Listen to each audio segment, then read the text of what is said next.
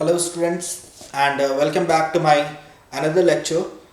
This is more of a discussion video rather than a lecture. I will discuss few things about the chapter we have studied.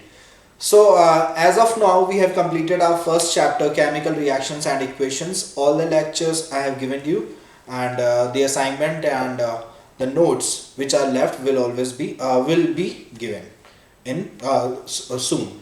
So before that, I just wanted to make a quick revision of this chapter because many of you were there with me and they have completed their assignment also. Assignment 1, assignment 2, assignment 3B.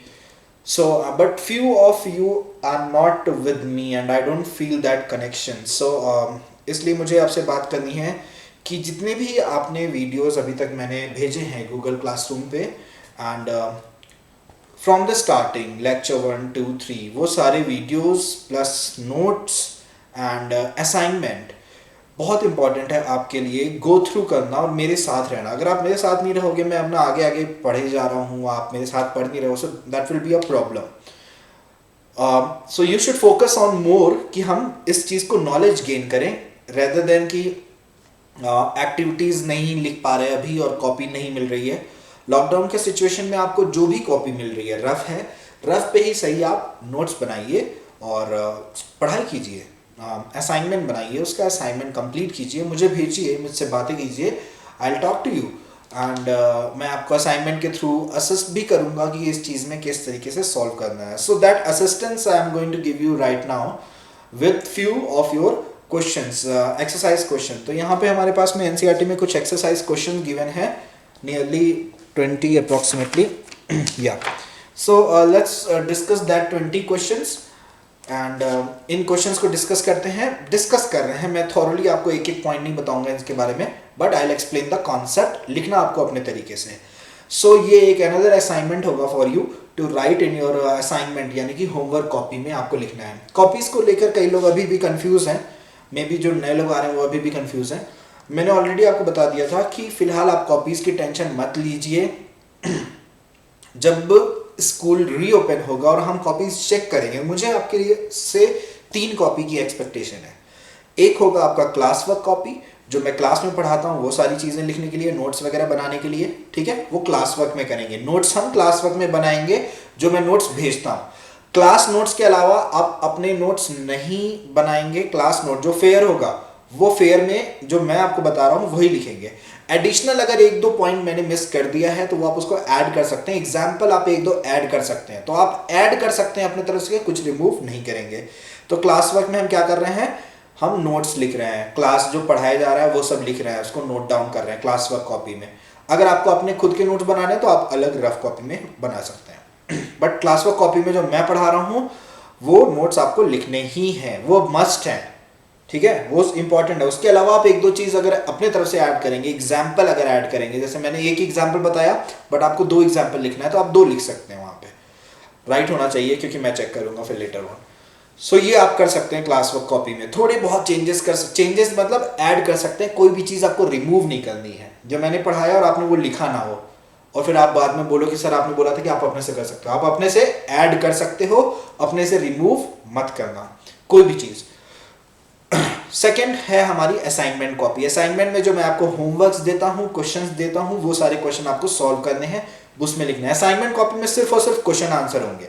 Question भी लिखोगे आप, answer भी लिखोगे. Assignment copy बहुत सारे लोगों ने अभी तक असाइनमेंट सबमिट किया है एंड आई रियली अप्रिशिएट कि आप लोग इतना सारा काम कर रहे हो. It's a very good thing. I note down the names and everything. But जिन लोगों ने अभी तक सबमिट नहीं किया है, कई लोगों ने अभी तक असाइनमेंट 1 भी सबमिट नहीं किया है, I am requesting you to do follow me in that, because आप लाइफ के सारे डिसीजन अपने से लो. ये केमिस्ट्री वाला पार्ट आप फिलहाल के लिए मेरे ऊपर छोड़ दो. So you have to trust me कि मैं जो करवा रहा हूँ आपसे वो आपके भले के लिए करवा रहा हूँ. You have to be with me that. Okay, so assignment complete करो, जल्दी से मुझे सबमिट कराओ एंड फिर हम ताकि सब साथ में मूव ऑन करें आगे toward the next chapter. Next chapter में जाने से पहले मैं सबका साथ चाहता हूँ. ऐसा नहीं कि मैं आगे चला जाऊँ और कोई अभी तक फर्स्ट में ही डाउट के सराउंडिंग घूम रहा है. So it should not be the case.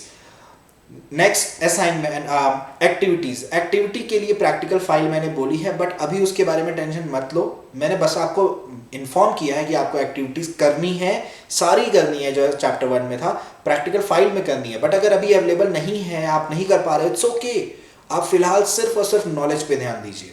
Knowledge के अलावा कोई भी डिफरेंट तरीके का प्रेशर, कॉपी कितनी है, असाइनमेंट कितने हैं, इस तरीके का प्रेशर मत लीजिए, सिर्फ और सिर्फ नॉलेज पे इस समय आपको ध्यान देना है। I hope I am clear now. So let's start with the questions and answers. Questions,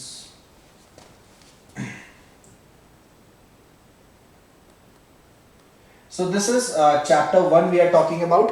तो चैप्टर 1 के हम क्वेश्चंस की एनसीईआरटी के एक्सरसाइज की बात कर रहा हूं मैं फिलहाल।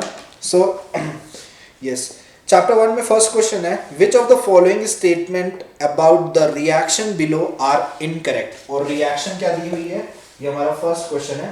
रिएक्शन दिया हुआ हमें twice of lead oxide plus carbon, दोनों ही सॉलिड में है यहाँ पर, twice of lead oxide plus carbon, इसको हमने एक साथ हीट किया और हमें मिला twice lead solid plus CO2 gas. तो अगर हमने लेड और कार्बन को मिक्स करके हीट किया तो हमें कुछ इस तरह के प्रोडक्ट्स मिल रहे हैं, लेड एलिमेंट मिल रहा है और गैस मिल रहा है। तो ऑब्वियसली पहले इस रिएक्शन को स्टडी कर लेते हैं। क्या हुआ, यहां पे लेड ऑक्साइड है, ठीक है, दिस इज लेड ऑक्साइड। तो लेड ऑक्साइड से क्या बन रहा है, लेड ऑक्साइड से बन रहा है सिर्फ और सिर्फ लेड। ऑक्सीजन का रिमूवल हुआ है, क्या होगा ये, reduction. So this is reduction of lead oxide. Carbon है यहाँ पे सिर्फ, कार्बन सॉलिड, कार्बन सॉलिड के अंदर क्या हुआ है, CO2 बना है, तो ऑक्सीजन ऐड हुआ इसके अंदर, क्या होगा, ऑक्सीडेशन। कार्बन का हुआ ऑक्सीडेशन, लेड का हुआ रिडक्शन, ठीक है। रिड्यूसिंग एजेंट कौन है, जिसका ऑक्सीडेशन हुआ है, कौन है वो, ये। तो हम यहाँ पर रिड्यूसिंग एजेंट भी लिख ले रहे हैं। ये हम रिएक्शन को स्टडी कर रहे हैं, बस ये सारी चीजें आपको माइंड में करनी है तब तक के लिए। रिड्यूसिंग एजेंट कार्बन सॉलिड और ऑक्सीडाइजिंग एजेंट, ऑक्सीडाइजिंग एजेंट कौन है बताओ, लेड ऑक्साइड, PbO सॉलिड। सो ये हो गया ऑक्सीडाइजिंग एजेंट, रिड्यूसिंग एजेंट। सो फिलहाल के लिए इतनी सारी चीजें मैंने यहाँ पे लिख दी है। This is nothing but the study of reaction, reaction की ये प्रॉपर स्टडी है। नाउ इस रिएक्शन की स्टडी के बाद में क्वेश्चन देखते हैं। क्या क्वेश्चन पूछ रहा है कि इसमें से कौन सा स्टेटमेंट गलत है, इनकरेक्ट है। Which are the following statements are incorrect. So पहला स्टेटमेंट दिया, lead is getting reduced. A statement जो है वो दिया है, lead is getting reduced, lead का रिडक्शन हो रहा है, लेड रिड्यूस हो रहा है। तो देखा जाए तो लेड में ऑक्सीजन था और रिडक्शन के बाद लेड बना, तो या this is right. So A is right. B statement जो हमें दिया हुआ है वो दिया है, carbon dioxide is getting oxide, carbon dioxide is getting oxidized. But carbon dioxide तो प्रोडक्ट है ना, तो वो ऑक्सीडाइज कैसे होगा, ऑक्सीडाइज कौन हुआ है, कार्बन, कार्बन डाइऑक्साइड तो नहीं हुआ है। सो यहां पे लिखा हुआ carbon dioxide is getting oxidise, तो which is wrong. C, carbon is getting oxidise, now this is right, ठीक है। बी वाले स्टेटमेंट को करेक्ट करके लिख दिया सी में। तो carbon is getting oxidize, yes, carbon में ऑक्सीजन ऐड हो रहा है, carbon is getting oxidize. And D, lead oxide is getting reduced, lead oxide जो है वो रिड्यूस हो रहा है। तो रिडक्शन तो हो रहा है, किसका हो रहा है, लेड ऑक्साइड का ही हो रहा है, राइट। तो यानी कि डी वाला भी राइट है। So which are the following statements are incorrect. So incorrect हो गया स्टेटमेंट हमारा बी। फर्स्ट स्टेटमेंट है, lead is getting reduced, lead is getting reduced, lead oxide नहीं लेड, तो लेड तो रिड्यूस नहीं हो रहा है ना, लेड ऑक्साइड रिड्यूस हो रहा है, लेड इज गेटिंग रिड्यूस नहीं होगा, तो यानी कि ए वाला भी गलत होगा। मैंने लेड इज गेटिंग रिड्यूस को lead oxide is getting reduce समझ लिया था, but lead is getting reduced is wrong. So A and B दोनों ही हमारे रॉन्ग होंगे, ये हमारा आंसर आ जाएगा। नेक्स्ट क्वेश्चन जो हमें गिवन है, इस तरह की एग्जांपल हमने लास्ट में जब हम ऑक्सीडेशन एंड रिडक्शंस पढ़ रहे थे तो उस टाइम पे हमने इसको देखा था। सो आई होप आपको याद होगा ये सारा। नेक्स्ट है हमारा एक और reaction, question number 2। Question number 2 में दिया हुआ है Fe2O3। Fe2O3 is ferric oxide plus aluminium gives Al2O3 plus Fe। यहाँ पे क्या हुआ, एल्यूमिनियम क्योंकि आयरन से ज्यादा रिएक्टिव है तो एल्यूमिनियम मेटल ने आयरन मेटल को उसके ऑक्साइड से डिस्प्लेस कर दिया, and this is the displacement reaction. Aluminium ने आयरन को उसके जगह से डिस्प्लेस कर दिया, डिस्प्लेसमेंट रिएक्शन हो गया हमारे पास में। Ferric oxide plus aluminium, aluminium oxide plus iron. So ये हमारा रिएक्शन है। The above reaction is an example of a combination reaction. No, it is not combination, क्योंकि कॉम्बिनेशन में सिर्फ एक प्रोडक्ट बनता है। B, it's a double displacement reaction. No, double displacement भी नहीं है, क्योंकि डबल डिस्प्लेसमेंट दो कंपाउंड्स के बीच में होता है। यहाँ पे एक कंपाउंड है और एक मेटल एटम है, तो ये कंपाउंड नहीं, एलिमेंट है। डबल डिस्प्लेसमेंट भी नहीं है। थर्ड है डिकम्पोजिशन रिएक्शन। डिकम्पोजिशन में भी नहीं है, क्योंकि डिकम्पोजिशन की क्राइटेरिया क्या है कि रिएक्टेंट एक होना चाहिए। यहाँ पे दो रिएक्टेंट है, एक रिएक्टेंट नहीं, तो डिकम्पोजिशन भी नहीं है। एंड डी है displacement reaction. So yes, obviously जब पहले तीन नहीं है तो डी वाला ही होगा। Displacement reaction is the answer.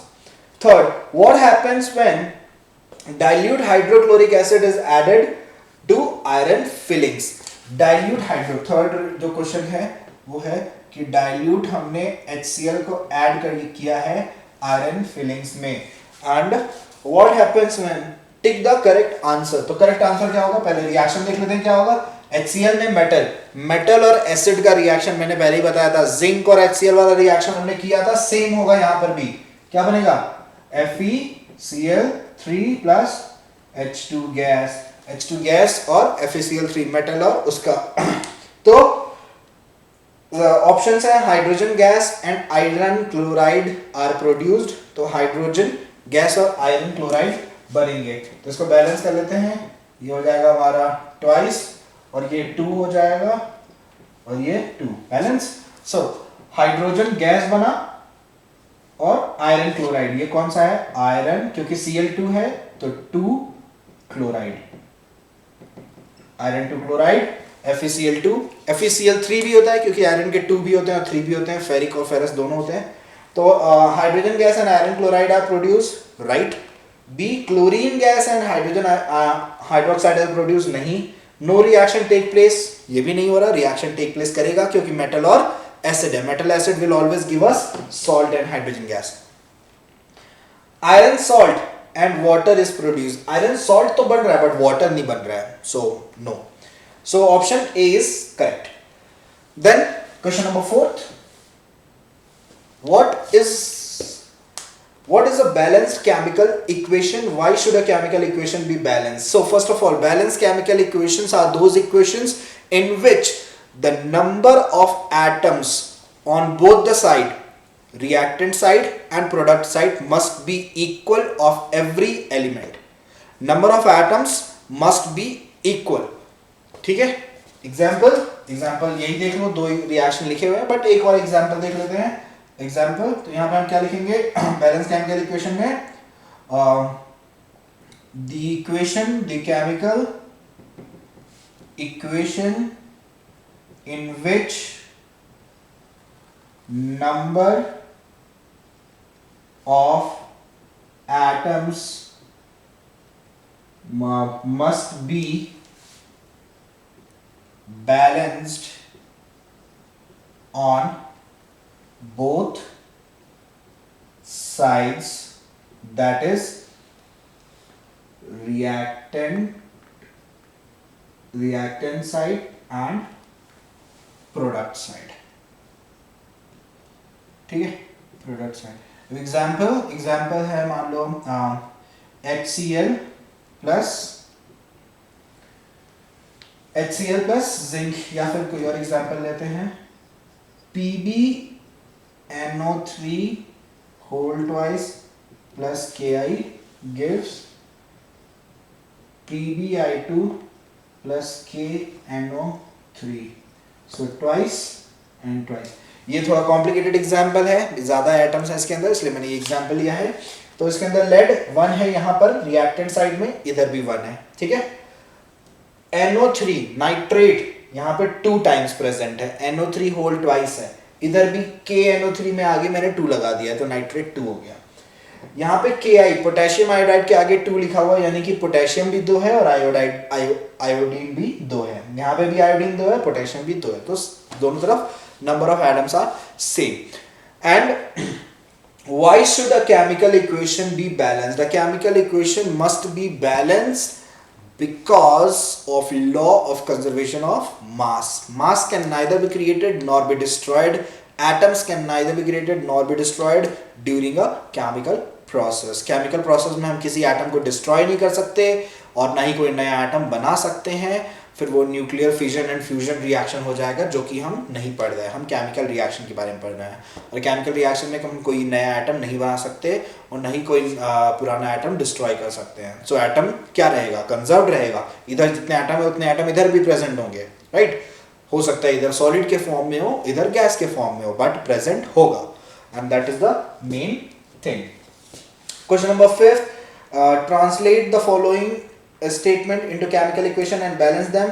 Hydrogen gas combines with nitrogen to form ammonia. ये बहुत ही सिंपल है, ये मैंने आपको ऑलरेडी बता दिया है।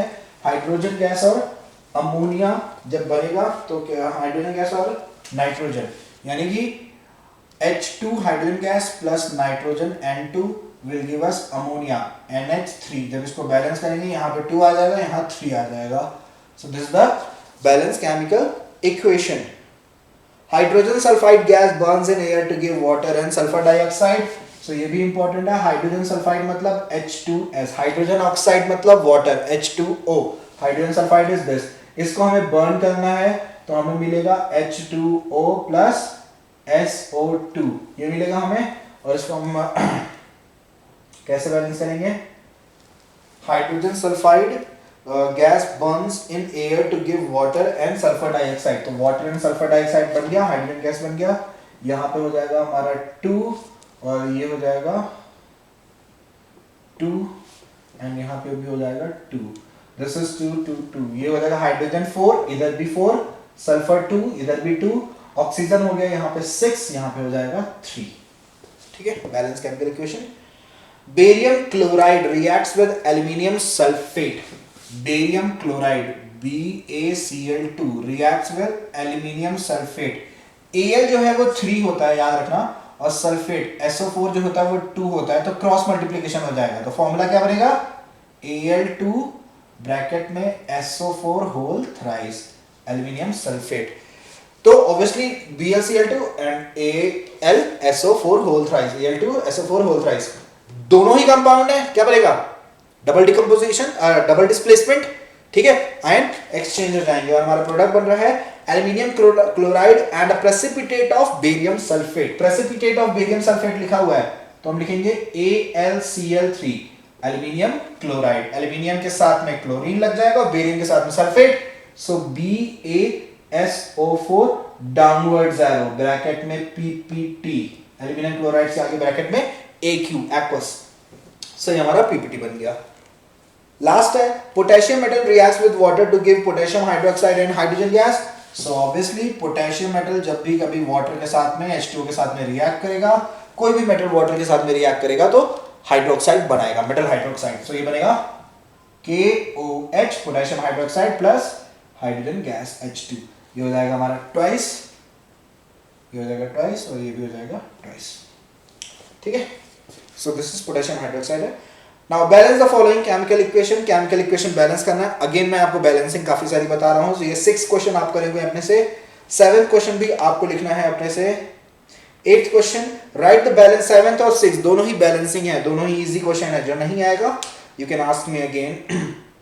8th question right the balance chemical equation for the following and identify the type of reaction in each case. So first case, इसके भी 4 है, मैं 2 आपको बताता हूँ, फर्स्ट एंड थर्ड बता देता हूँ। तो है potassium bromide plus barium iodide, potassium bromide KBr plus barium आ गया, बेरियम आयोडाइड BaI2 गिव्स यहाँ पे दोनों कंपाउंड है, हमें वैसे देखते ही पता चल गया कौन सा रिएक्शन होगा। क्या होगा, अब हमें बनेगा potassium iodide and barium bromide. So Ki plus BaBr2। So obviously देखते ही पता चल गया कौन सा है, ये है। पहले तो हमें इसको बैलेंस करना है, ये ऑलरेडी बैलेंस नहीं है, इसको हम बैलेंस करेंगे। बैलेंस, ओके, सो ये बैलेंस हो गया। नाउ अब हमने पूछा है which type of chemical reaction is this, तो this is double displacement reaction. तो हम यहाँ पे लिख देंगे इसको कि दिस इज डबल डिस्प्लेसमेंट। ये सारी चीजें मैं जिस तरीके से बता रहा हूँ उस तरीके से नहीं करना है, आपको स्टेटमेंट लिखने हैं। जो स्टेटमेंट मैं बोल रहा हूँ ये आप लिखोगे, केमिकल इक्वेशन बनाओगे, बैलेंस करोगे, देन उसके बाद लिखोगे this chemical equation is double displacement equation या double displacement reaction is an example of double displacement reaction. ऐसा करके स्टेटमेंट बना के अच्छे से लिखना है, स्टेप वाइज लिखना है। मैं यहाँ पे आपको रफ हैंड बता रहा हूँ, सिर्फ नॉलेज दे रहा हूँ, सीक्वेंस में स्टेप में बैठा के आपको खुद लिखना है। देन है, मैंने बोला थर्ड वाला, hydrogen plus chlorine gives hydrogen chloride. एक प्रोडक्ट बन रहा है, कॉम्बिनेशन रिएक्शन हो गया ये, हाइड्रोजन और क्लोरीन, H2 प्लस Cl2, ठीक है, H2 hydrogen plus chlorine Cl2 gives HCl। अब यहाँ पे दोनों 2 हैं तो आगे 2 लग जाएगा। ये हो गई हमारी balance chemical equation. Which type of chemical reaction is this, combination. Question number 9, what does one mean by exothermic and endothermic reactions? Give examples. So exothermic reactions are those reactions which is followed by the evolution of heat energy. जिन reaction के last में हमें heat energy मिलती है वो exothermic होते हैं। Example exothermic का देना हुआ तो किसका देंगे हम, रेस्पिरेशन वाला एग्जाम्पल याद है तो वो दे देंगे, या जिंक और HCl वाला एग्जाम्पल। तो ये सब एग्जाम्पल एक्सोथर्मिक में आते हैं। सॉरी, देन है एंडोथर्मिक रिएक्शन। अच्छा, इसमें आगे गिव एग्जांपल्स लिखा हुआ है तो एग्जांपल देना बहुत जरूरी है। और एग्जांपल अगर नहीं भी लिखा हुआ है बट डेफिनेशन के साथ में अगर डेफिनेशन पूछा तो आपको बाय डिफॉल्ट एक एग्जांपल देना ही पड़ता है। एग्जांपल दोगे तो ये और भी अच्छा होता है, एग्जांपल के साथ में अच्छे से एक्सप्लेन कर सकते हो। Endothermic reactions are those reactions in which the heat energy is absorbed, जिसके अंदर हीट एनर्जी एब्सॉर्ब होती है। अब हीट एनर्जी आ रही है अंदर तो एंडोथर्मिक, हीट एनर्जी बाहर जा रही है तो एक्सोथर्मिक। ठीक है, क्लियर। एंडोथर्मिक का एग्जांपल फोटोसिंथेसिस, ठीक है, फोटोसिंथेसिस वाली chemical reaction equation. Why is respiration considered to be exothermic reaction? Explain. तो ये मैंने आपको explain किया था कि during respiration we inhale oxygen which combines with the glucose to give carbon dioxide, water vapor, water and ATP, energy in the form of ATP. During respiration we inhale the air and the oxygen from it combines with, oxidize करता है, oxygen will oxidize किसे, glucose को, present in our blood. Blood के अंदर जो glucose present होता है उसको ऑक्सीजन क्या करेगा, ऑक्सीडाइज करेगा, and then we will have carbon dioxide, water and energy. Energy किस फॉर्म में हमें मिलती है, एटीपी फॉर्म में हमें ब्लड में स्टोर रहती है, जब जिसे हम यूज करते हैं फॉर दिस एक्टिविटी, जिसको यूज करके मैं लेक्चर क्लास ले रहा हूं आपकी। So that is ATP. Question number 11, why are decomposition reactions are called the opposite of combination reactions? Write equations of these for these reactions. So obvious सी बात है, combination reaction के अंदर एक प्रोडक्ट बनता है, दो या दो से ज्यादा रिएक्टेंट होते हैं। decomposition के अंदर एक रिएक्टेंट होता है, दो या दो से ज्यादा प्रोडक्ट होते हैं। combination is maximum time, combination क्या होता है, exothermic, decomposition endothermic। So obviously एक दोनों के अपोजिट हो गए ये दोनों, तो ये सारे एग्जांपल्स हमें लिखने हैं और समझाना है। दो तीन चीज बता रहा हूं मैं आपको, याद रखना। फर्स्ट, कॉम्बिनेशन रिएक्शन के अंदर there is only one product in combination with two or more reactants. In decomposition we have two or more products with one reactant. Combination is exothermic process, decomposition is endothermic process. So these are the difference, these are the opposite things, okay, and दोनों के एक example, so it's very clear. Question number 12, write one equation for each decomposition reactions where the energy is supplied in the form of heat, light and electricity. So we have discussed it. heat के साथ में अगर हम करेंगे तो वो होगी thermal decomposition, light के साथ में photolytic decomposition एंड इलेक्ट्रिसिटी के साथ में इलेक्ट्रोलाइटिक डिकम्पोजिशन। तीनों के एग्जाम्पल्स भी मैंने आपको बता दिए हैं। तो आपको केमिकल इक्वेशन लिखना है तीनों का, तो ये सिंपल आप लिख लोगे। देन है what is the difference between displacement and double displacement reaction. Displacement reaction, in displacement reaction, one element, mostly metal, is present in reactant side and product side. Displacement में एक metal atom या element present होता है reactant and product के side में, जो displace करता है और जो displace होता है, and एक compound, एक salt, ठीक है। Displacement reaction के अंदर जो ज्यादा reactive होता है वो दूसरे को displace कर देता है। डबल डिस्प्लेसमेंट के अंदर nothing is that take place. In double displacement only the exchange of ions are taking place. इसके वाले आयंस उसके साथ में, उसके आयंस इसके साथ में चले जाएंगे, ये हो जाएगा डबल डिस्प्लेसमेंट। और इन दोनों में डिफरेंस बताना है तो मैंने आपसे रिडॉक्स, जब मैंने आपको पढ़ाया था, मैंने आपसे पूछा था कि कौन सा ऐसा केमिकल इक्वेशन है जो कि रिडॉक्स नहीं है। Every chemical reaction is redox except double decomposition reaction. Double decomposition reaction में किसी का भी ऑक्सीडेशन नहीं हो रहा है, किसी का भी रिडक्शन नहीं हो रहा है, बट अदर रिएक्शन जैसे कि डिस्प्लेसमेंट है तो इसके अंदर ऑक्सीडेशन और रिडक्शन होता है। तो double displacement is a non redox reaction, displacement reaction is a redox reaction. Is that clear? तो ये सारे डिफरेंस हैं, आपको ये सब लिखना है यहाँ पे। In the refining of silver, the recovery of silver from silver nitrate solution involve the displacement by copper metal. Write down the reaction involved. तो obviously silver हमें चाहिए कहाँ से? silver nitrate से। तो silver हमें silver nitrate से चाहिए। तो देखो हमें प्रोडक्ट में क्या चाहिए? silver Ag। कहाँ से चाहिए हमें? हमें चाहिए silver nitrate से, AgNO3 से। तो ये हमें गिवन है। उसके बाद हमें ये भी कह रहा है इसके अंदर डिस्प्लेसमेंट होता है कॉपर मेटल से। कॉपर मेटल से डिस्प्लेस करेंगे तो यहाँ पे कॉपर मेटल ले लेते हैं, Cu सॉलिड। कॉपर मेटल अब सिल्वर को डिस्प्लेस कर देगा क्योंकि कॉपर सिल्वर से ज्यादा रिएक्टिव है, तो इसको डिस्प्लेस करेगा, बनेगा सिल्वर सॉलिड प्लस CuNO3, ये बन जाएगा, या CuNO3 होल ट्वाइस, जो भी बनेगा। तो ये हमारा chemical equation, copper silver nitrate, silver copper nitrate, that's it. तो कॉपर ने सिल्वर नाइट्रेट में से सिल्वर को निकाल दिया तो हमें सिल्वर मेटल प्योर मिल गया। तो ये मेटल की रिफाइनिंग होती है, मेटल का प्योरिफिकेशन होता है कि मेटल अगर थोड़े बहुत भी नाइट्रेट के फॉर्म में है तो इसको कैसे करें, तो उसको कॉपर के साथ में हीट कर दो, बस कॉपर अपना सारा नाइट्रेट ले लेगा, सिल्वर हमें प्योर मिल जाएगा। तो this is refining of metal, वही यहाँ पे दिया हुआ है। What do you mean by precipitation reaction?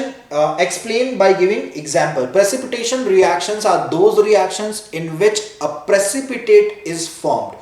Precipitates are undissolved या insoluble particles present in the aqueous medium. Precipitate वो होते हैं जो कि soluble नहीं होते हैं, insoluble होते हैं या undissolved होते हैं। तो insoluble मीडियम यानी इनसॉल्युबल मतलब सॉलिड फॉर्म में प्रेजेंट होता है इन दी एक्वस मीडियम में, एक्वस मीडियम में, तो उसको हम लोग प्रेसिपिटेशन रिएक्शन बोलते हैं। Example, sodium sulphate plus barium chloride gives barium sulphate and sodium chloride. ठीक है, डबल डिस्प्लेसमेंट का जो एग्जांपल गिवन है एनसीईआरटी में, that is the example of precipitation reaction. यहाँ पे भी एक प्रेसिपिटेशन रिएक्शन लिखा हुआ है। दोनों में से कोई सा भी। फर्स्ट जो हमने क्लास में, फर्स्ट लेक्चर में हमने पढ़ा था activity 1.2 lead nitrate and potassium iodide, ये वाला lead nitrate and potassium iodide मैंने बताया था अभी नहीं। तो lead nitrate and potassium iodide वाला जो रिएक्शन था उसमें पोटेशियम आयोडाइड बनता है येलो कलर का, that is also example of precipitation reaction. तो किसी भी रिएक्शन में if in during a chemical reaction an undissolved या फिर an insoluble substance are forming which floats or which settle down in an aqueous medium, that will be precipitation reaction. Explain in the following term by the gain or loss of oxygen for with two example each. तो oxidation is gain of oxygen. Gain of oxygen में दो example बता देंगे, कोई भी oxidation reaction, दो example मतलब किस तरीके से एग्जांपल बताने हैं आपको जिसमें गेन ऑफ ऑक्सीजन हो रहा है। तो गेन ऑफ ऑक्सीजन आप यहाँ पे दिखा देना, पहले लिख देना carbon plus O2 gives CO2, तो इसने गेन कर लिया। फिर लिखना hydrogen plus O2 gives H2O, तो इसने गेन कर लिया। दोनों एग्जांपल हमारे गेन ऑफ ऑक्सीजन ऑक्सीडेशन के एग्जांपल। रिडक्शन के लॉस ऑफ ऑक्सीजन, तो लॉस ऑफ ऑक्सीजन लिख देंगे, तो हमने लिखेंगे calcium oxide plus hydrogen gives calcium plus H2O। तो यहाँ पे कैल्शियम ऑक्साइड की फॉर्म था, यहाँ पे सिर्फ कैल्शियम है, तो ऑक्सीजन निकल गया। तो ऐसे एग्जांपल एक और देना है आपको। तो ये हो गया हमारा oxidation and reduction in terms of loss and gain of oxygen atoms. Next 17th question number 17, a shiny brown coloured element, shiny brown color element X on heating with air becomes black in color. Name the element X and the black color compound. तो shiny brown colored element, तो पहली बात तो shiny है तो ये metal हो गया, shiny metals are shiny and brown color का element है। तो brown color का element हमारे पास में जो present है वो काफी simple है, that is copper. So copper हमारा present है। copper को जब हम heat करते हैं air के साथ में तो वो corrode हो जाता है, कोरोजन हो जाता है उसके अंदर, और वो ब्लैक कलर का कोरोजन हो जाता है। और ब्लैक कलर का जो कंपाउंड होता है वो क्या होता है, वो होता है कॉपर का oxide, copper 2 oxide. Corrosion time में मैंने पढ़ाया था। तो इसको हम लोग लिखेंगे, कैसे लिखेंगे, Cu plus O2 gives CuO। तो यहाँ पे हो जाएगा, ये है हमारा ब्राउन शाइनी और ये हमारा ब्लैक। तो ये इस तरीके से कॉपर का ऑक्सीडेशन या कोरोजन हो जाएगा। यहाँ पे नेक्स्ट है, why do we apply paint on iron articles. Iron article पे पेंट अप्लाई करने का क्या रीजन है? The reason to apply paints on iron article is to protect them, protect those articles from getting corrosion, from getting corroded. ठीक है, so we have to stop the outer surface, the interaction of surface from the surrounding atmosphere में जो gases present है उनसे हमें surface को, उसके ऊपर ही लेयर को बचा के रखना। That's why we apply paint. और पेंट से वो कोरोजन का प्रोसेस जो है वो डिले हो जाता है, ऐसा नहीं कि रुक जाता है, एकदम डिले हो जाता है। Oil and fat containing food items are flushed with nitrogen, why? अच्छा, जैसे कि पेपर बैग्स में हमें जो पेपर या प्लास्टिक बैग में या मेटलिक फॉइल वाले बैग में हमें जो चिप्स एंड बिस्किट्स मिलते हैं उसके अंदर फ्लश किया जाता है, उसके अंदर भरा जाता है अच्छे से नाइट्रोजन गैस, क्योंकि nitrogen gas creates inert environment, एक अनरिएक्टिव एनवायरनमेंट क्रिएट करता है। वो चिप्स के पैकेट में जो हम एक काफ़ी गैस होती है वो नाइट्रोजन होती है तो वो एक अनरिएक्टिव स्टेबल एनवायरनमेंट क्रिएट करता है, जिसकी वजह से जो फूड है वो ज़्यादा दिन तक स्टेबल रहता है, यानी कि उसकी जो एक्सपायरी डेट रहती है वो काफ़ी लॉन्ग हो जाती है। अदरवाइज वो 1-2 दिन में ख़राब हो जाता अगर ऑक्सीजन से रिएक्ट करता। क्यों? क्योंकि वो हो जाता रैंसिड, इसी को रैंसिडिटी बोलते हैं और उसको अवॉइड करने के लिए हम उसको नाइट्रोजन से फिल करते हैं। Last 20th, explain the terms with one example each, corrosion and rancidity. As we have explained it earlier also, corrosion is reaction with, दोनों में कॉमन क्या है, दोनों ही ऑक्सीडेशन है, उसमें भी ऑक्सीजन से रिएक्ट हो रहा है, इसमें भी ऑक्सीजन से रिएक्ट हो रहा है। रैंसिडिटी में ऑक्सीजन के साथ साथ में माइक्रो ऑर्गेनिजम्स का भी बहुत इंपॉर्टेंट रोल होता है। कोरोजन में सिर्फ और सिर्फ ऑक्सीडाइज हो जाता है, एक अपर लेयर आ जाता है, दोनों में ही वो चीज़ें डिग्रेड हो जाती है। मेटल जैसा नहीं रहता पहले जैसा, और खाने जैसा नहीं रहता। दोनों, खाना जो है वो फर्मेंटेड हो जाता है, मेटल जो है वो कोरोडेड हो जाता है।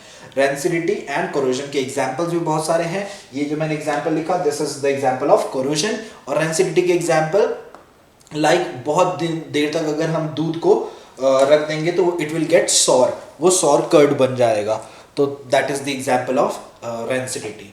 सो जितने भी 20 क्वेश्चन हमने डिस्कस किए, I want you all to note it down these questions and answers in your assignment notebook. ये सारे क्वेश्चंस आपका सॉल्व कर लो, आपका टेंशन कम होगा, क्योंकि एक चैप्टर अब और हो चुका है। In the next lecture we will start the next chapter and hopefully till then आप सब मेरे साथ आ जाओ, और जितने भी काम अभी तक के पेंडिंग है वो सारे हम खत्म करने के बाद में ही शुरू करेंगे। So hopefully by the end of this week we will start our next chapter. Thank you.